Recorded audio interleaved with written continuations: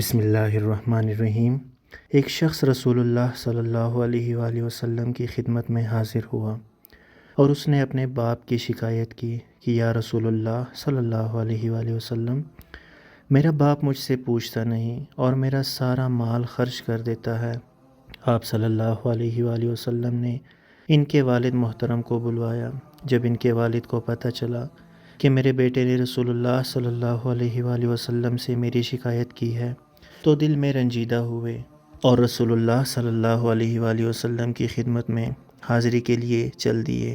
چونکہ عرب کی گھٹی میں شاعری تھی تو راستے میں کچھ اشعار ذہن میں کہتے ہوئے پہنچے۔ ادھر بارگاہ رسالت میں پہنچنے سے پہلے حضرت جبرائیل علیہ السلام آپ صلی اللہ علیہ وآلہ وسلم کی خدمت میں حاضر ہوئے اور فرمایا کہ اللہ سبحانہ و تعالیٰ نے فرمایا ہے کہ ان کا معاملہ بعد میں سنیے گا، پہلے وہ اشعار سنیں جو وہ سوچتے ہوئے آ رہے ہیں۔ جب وہ حضور صلی اللہ علیہ وآلہ وسلم کی خدمت میں حاضر ہوئے تو آپ صلی اللہ علیہ وآلہ وسلم نے فرمایا کہ آپ کا مسئلہ بعد میں سنا جائے گا، پہلے وہ اشعار سنائیے جو آپ سوچتے ہوئے آئے ہیں۔ وہ مخلص صحابی رضی اللہ تعالیٰ عنہ تھے۔ یہ سن کر وہ رونے لگے کہ جو اشعار ابھی میری زبان سے ادا بھی نہیں ہوئے، میرے اپنے کانوں نے ابھی نہیں سنے، آپ کے رب نے وہ بھی سن لیے اور آپ صلی اللہ علیہ وآلہ وسلم کو بتا بھی دیا۔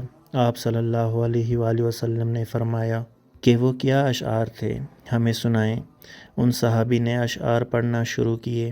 اشعار کچھ اس طرح سے تھے کہ اے میرے بیٹے، جس دن تو پیدا ہوا ہماری محنت کے دن تبھی سے شروع ہو گئے تھے۔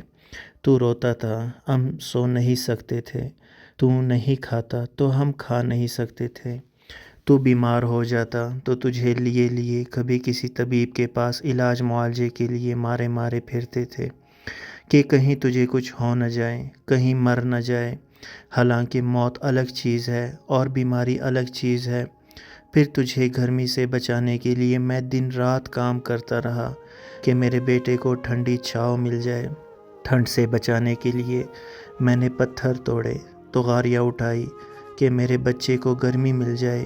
جو کمایا تیرے لیے، جو بچایا تیرے لیے، تیری جوانی کے خواب دیکھنے کے لیے میں نے دن رات اتنی محنت کی کہ اب میری ہڈیاں تک کمزور ہو گئی ہیں، لیکن تو کڑیل جوان ہو گیا ہے۔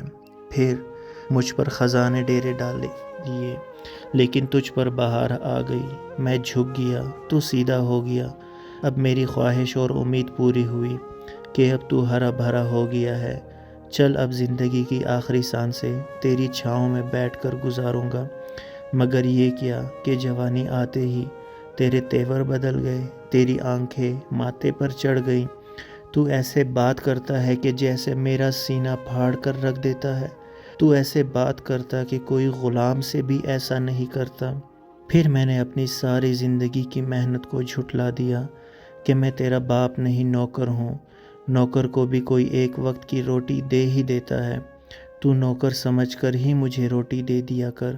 یہ اشعار سناتے سناتے ان کی نظر اللہ کے رسول اللہ صلی اللہ علیہ وآلہ وسلم کے چہرے مبارک پر پڑی تو دیکھا آپ صلی اللہ علیہ وآلہ وسلم اتنا روئے کہ آپ صلی اللہ علیہ وآلہ وسلم کی داڑھی مبارک تر ہو گئی۔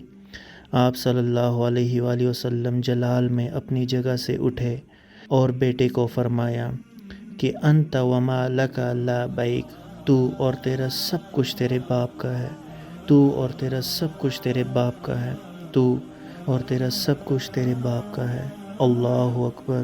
احباب، والدین کے ہم پر جتنے حقوق ہیں اس کے بارے میں جتنا بھی لکھا جائے وہ بہت کم ہے، کیونکہ ان کے حقوق، ان کی قربانیاں حد سے زیادہ ہیں۔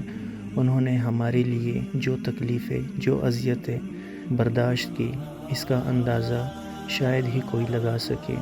ہمیں ہمارے والدین سے پیار، محبت اور ادب کے ساتھ پیش آنا چاہیے، ان سے محبت سے بات کرنی چاہیے۔ وہ ہمارے محبت کی دو بول کے لیے منتظر ہوتے ہیں اور اسی میں ان کی ساری خوشی ہوتی ہے۔ اللہ تعالی ہمیں ہمارے والدین کے حقوق کو ادا کرنے کی مکمل توفیق عطا فرمائے۔ آمین یا رب العالمین۔ درود پاک پڑھیں۔ اللہم صلی علی سیدنا محمد وعلی آل سیدنا محمد وبارک وسلم۔